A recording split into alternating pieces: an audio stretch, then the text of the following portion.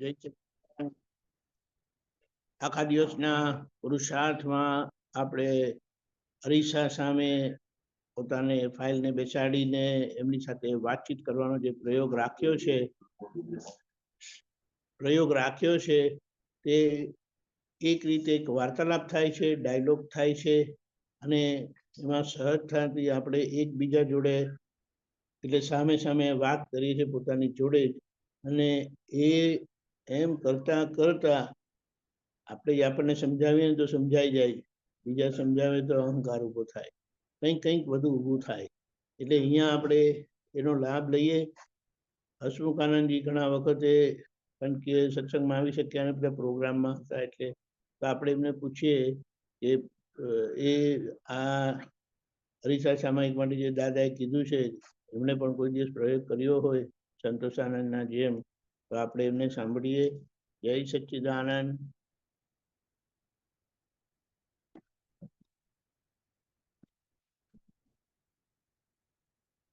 જય સચ્ચિદાનંદ.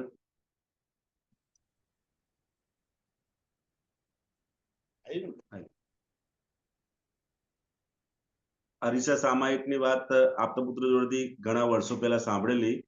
તો એ વખતે અરીસાની સામે ઉભા રહી અને પહેલા શરૂઆત ત્યાંથી કરેલી કે ભાઈ વાતચીત કરવાની, કે આ જુદો છે ને હું જુદો છું એમ કરીને વાતચીત કરતા હતા. પછી જે પણ કઈ ગંભીર ભૂલો થયેલી, વિષય સંબંધી બધી ભૂલો એ વખત બધી બહુ થઈ રાખતી હતી, તો એની માટેનું ખૂબ જ એને ઠપકો આપતા હતા. અને જેમ બસતા હોય એકબીજા જોડે સામે એ રીતના એની સામે ખાસ કહેતા હતા કે હસમુખ તારે આ ચાલશે નહીં, તારે તું નફટ છે, તારે જો દાદાના માર્ગમાં ચાલવું હોય તો આ બધું ચલાવી નહીં લેવાશે, એમ બધું બોલતા હતા. અને ઘણી વખત 2 થી 3 વખત એ રીતે અરીસા સામે કરેલી. પણ પછી એનો તો ફરક એટલો બધો પડ્યો કે તરત અંદર કંઈ પણ કરતા વખતે અંદરથી એક બીક બેસે કે આ કોઈ જોનારો છે આપણી સામે, એ અંદર રહ્યું અંદર.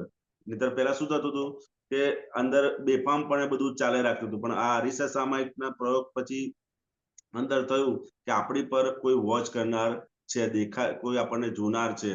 એ શુદ્ધાત્માનો એનો અનુભવ આપણને ડાયરેક્ટ થયો. અને એમ કરતા કરતા પછી એ બધી ભૂલોમાંથી ધીરે ધીરે બહાર નીકળતા થયા. એટલે કે અરીસા સામાયિકનો એટલો બધો એનો લાભ છે કે આપણને જોનાર છે ને એ તરત ખબર પડે, ડાયરેક્ટ આપણને એનો અનુભવ થાય છે. એ મારો અનુભવ છે. જય સચ્ચિદાનંદ. જય સચ્ચિદાનંદ. બહુ સરસ, અદ્ભુત છે ને. એટલે જેટલા લોકો જેમણે પોતાનો સાથેનો પ્રયોગ કરેલો છે ને, એ તો કોઈ રીતે વાત થાય એમ જ નથી. પણ આ રીતે આપણે જ્યારે આવું સાંભળીએ કોઈનો અનુભવ, તો આપણને બહુ પ્રેરણા થાય કે જબરજસ્ત છે. કે આજે જે વાત કરી એમણે કે મને કોઈ જોઈ રહ્યું છે એવું થયું, ત્યારથી બે વસ્તુ થાય. એક તો ભય પણ લાગે, અને બીજું છે કોઈ મારું દેખરેખ રાખનારું છે. એટલે આ બંને રીતે આપણને પ્રગતિ પણ થાય, છૂટાપણું એ સરસ થાય, અને આપણને આ લાભ થાય. જય સચ્ચિદાનંદ. આખા દિવસના